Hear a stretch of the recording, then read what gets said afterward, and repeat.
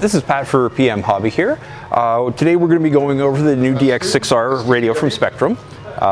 It's a very configurable radio, plenty of options in both physical customization as well as the fact that it's running an Android software on here, so you can install all sorts of extra apps. One thing it comes pre-installed with is the Hotwire app from Tekin there.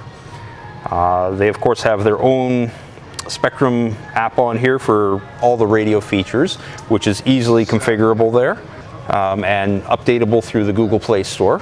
There are loads of screens and options here. Things like your monitor is all very simple and easy to read there. Program is extremely easy for each type of vehicle you program into here.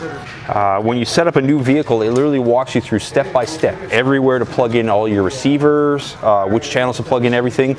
Then it asks you questions like, do you have dual steering, which receiver are you using, and literally walks you through every step setting it up, makes it very foolproof there. You can set multiple timers on it. It has voice built into it, so you can even hit a button so that it'll actually say out loud to you what the current time is, so you don't even have to look at the screen. When you actually look at the physical parts of the radio, there are switches everywhere on this thing. There is a dial here, a 3-position slider there, buttons on the rear here, buttons on each side of the handle there, 3 there, and they're actually sideways toggles. There's 5 two-way toggles all the way around or 3-position switches all the way around the steering wheel here. The steering wheel is actually reversible. You can actually take it off and mount it onto the other side for people who happen to be left-handed there. They include plenty of spacers for adjusting your angle, a smaller wheel if you prefer that size, different size grips for different size hands. The pistol trigger here is actually totally adjustable, and on their website they've actually included the 3D files. If you want to modify it and print a bigger one or whatever, they've actually got the files available for that. It happens to have built-in batteries, so literally to recharge it, you just drop it onto the charger and that's it. It has a sleep mode here, which seems to take no power. I've left it off for about an hour while I watched TV, came back and the battery level was exactly the same, 77%. It's just a simple sleep mode and that's it. It's already saving power. So you don't have to worry about wasting all your power in between races or anything. It literally boots up right away again. There is, on it here, there's a slot for a micro SD card for updating your firmwares if you need to. Normally that's actually done through Wi-Fi on here because this has Wi-Fi and Bluetooth connection. But normally you update your Wi-Fi through there, but if for some reason you can't, you can do it through the SD card. You can also back up or transfer your mall memories to other people. You can also even do that through Bluetooth between radios. There is also a USB cord on here, which if you really need to charge it that way, you can. Or for things like, I was saying how it has the Hotwire software installed on here, you can connect Hotwire there and program your USBs right from the radio.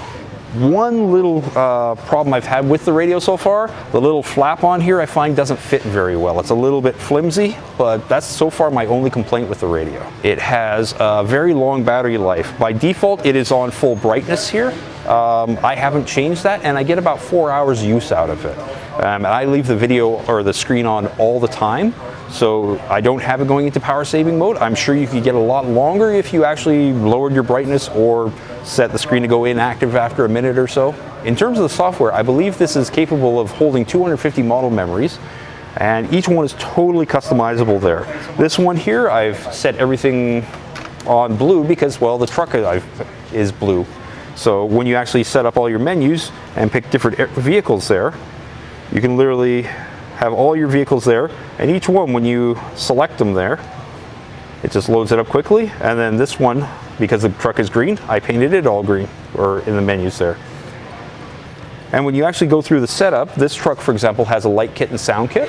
I have labeled it on the channels here, so it actually shows horn or headlights for the various channels. So you know when you actually flick them, which one is actually which. In addition to the extra grips and steering wheels and everything, the radio also comes with 2 receivers. There's a very micro 2-channel receiver for the racers, and then there's a much larger 6-channel one here, because of course it's a 6-channel radio, and it has all the telemetry set up in here.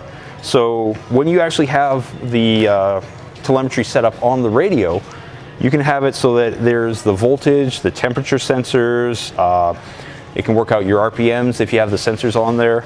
So whenever you have them turned on there, on the screen here, there is a telemetry screen where it lists all the gauges for all the things you have installed.